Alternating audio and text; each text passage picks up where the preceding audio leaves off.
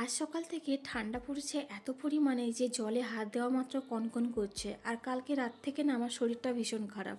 তাই আমি আজকে উঠতেও সকালে অনেকটা দেরি হয়ে গেছিলো।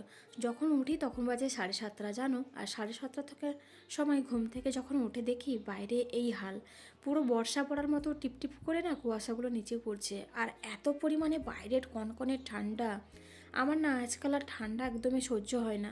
তাই যাই করেও পুরো শরীরটাকে ঢেকে রেখেছি। তারপর স্নান করে এসে দুপুরের জন্য রান্না চাপাচ্ছিলাম, কারণ আজকে দুপুরে না সামান্য কিছু করব, কারণ শরীরটা ভীষণই খারাপ। আজকে যেহেতু বাড়িতে মা বাবা নেই, আমি আর সোনাই খাবো, তার জন্য একটু কাঁচকলা দিয়ে আর পেঁপে দিয়ে একটু মাছ দিয়ে ঝোল করব, আর তার সঙ্গে আলু সেদ্ধ করব।